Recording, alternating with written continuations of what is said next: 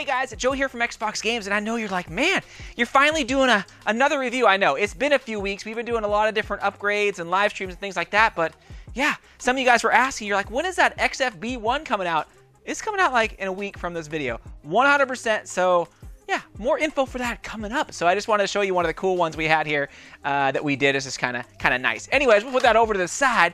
But this is going to be the S686. This is the break barrel, shell ejecting, shotgun, Nerf type blaster that we've actually had for about a month and a half, just kind of shooting and plinking around, but finally getting around to this video. So let's hop right in. Let's take a look at what you get in the box. This is it comes in a pretty big box because this is a two-piece blaster that you got to put together yourself, and that front piece there is probably about 2.5 feet. So it is pretty big, but my box came in a complete friggin' mess. So if we look at the actual individual parts that come inside it, you do have the front whole piece, you do have the back kind of stock, you have the shells, you have the suction darts, the regular darts, as well as, of course, your classic scope, and then kind of a shell / Picatinny integration type thing on the top there. This is really easy to put together. Literally, there is one screw right here that you just put them together, put it in, and you're ready to go. All that comes along with this, so they give you the screwdriver, they give you everything you need to put this thing together.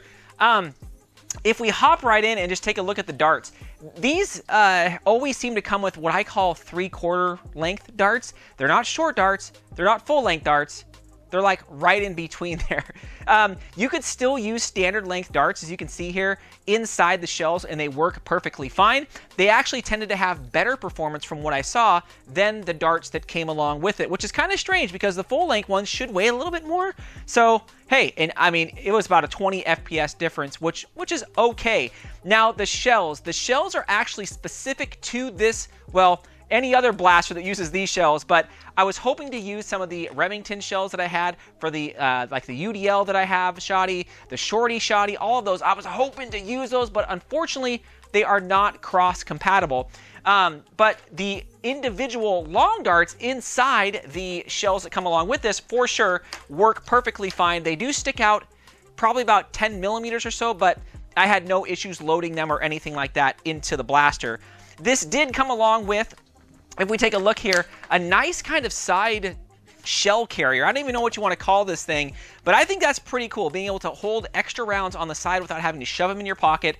But it would be nice if this had, you know, kind of a tube or something on the bottom, but I get it. It's, you know, a dual kind of SHOTTY, which I think is kind of sweet. Mine did come with 6 shells. Now, a quick little tip about the shells is on the back of these shells, they kind of have what looks to be like a flux capacitor on the back. But if you notice, on some of these, I actually cut out that to give it better airflow all the way through, and that actually seemed to give it about a 4 to 5 FPS increase when it came to shooting. So I say cut all of those out of the back, give yourself that extra little tick of FPS so you can get that little extra distance. Now, looking at this thing in the hands, look at that. It looks really good. And I mean, the length of this thing is significant. Again, it's you know, it's probably over 3 feet long. So it's a definitely a long blaster. It really reminds me of the Saturn. I'll throw this up here to give you guys an idea of like how long it is comparison to the Saturn, but still, it is a crazy cool looking blaster. Now, one of the things about this back here is if you can open this thing up, I have no idea how you would open this back part up, but if you could, I believe there is going to be some type of weight back here, very similar to some of the gel blasters where they put kind of like a piece of like iron back there so it gives it some weight.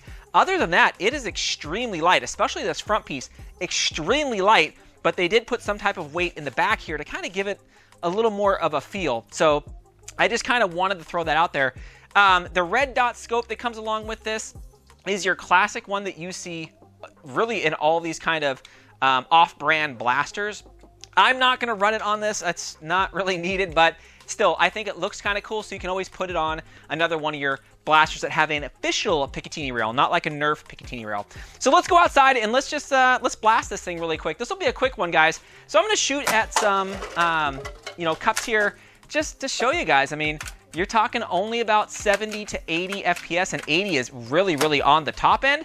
Somewhere right in there, and then of course a little bit worse performance with the standard darts. I would just stick with, again, regular darts. Just get rid of the 3/4 length darts, which are just kind of crazy. Now this, when you break it, it does shell eject these. So you could see after I'm shooting, it shoots the shells right out. And this has a double staged trigger. So half of a trigger pull shoots the bottom round. The rest of the trigger pull, or full trigger pull, will shoot the top. You can shoot both at the same time. You just simply pull the trigger really hard, and they pretty much come out, you know, half a second after each other. But these still have some decent, you know, this still has some decent oomph to it. I mean, even at 70 to 80 FPS, it's not bad. I would hope that, you know, something of this size would have a little bit more of a punch when it comes to shooting. I do have upgraded springs for this, so it is something I'm going to put in, but you can see here, it's not too bad. You know, the stuff goes flying. I did lose a shell during this whole thing. I don't know where it went. I mean, I'm literally in the grass right there and about 20 to 25 feet away, and I don't know where it went. I mean, I looked all over the grass. It is gone, and my grass is cut. So there you go, guys. Go back and watch it if you want to. Again, you know, there's not a lot when it comes to shooting this thing. You know, overall, it's kind of cool. I wish it would get 100 plus FPS. That is really what this thing needs. It needs an improvement when it comes to the FPS. But again, I got a few springs for this. I'm going to throw them in there and kind of see if I can bump up to that 90 FPS. That would be kind of sweet. Now, with the shells not being compatible to some of the previous shells that I have, it kind of makes me mad because I really wish I had those additional shells, especially some of these ones right here, these Remington ones, that I could use for this because I think it would look awesome. But overall, guys, it is pretty cool. I would say, you know, pick some of these other shotties over this. That's just me because I think they are way cooler. But anyways, let me know what you guys think. Thanks again, Fox fans.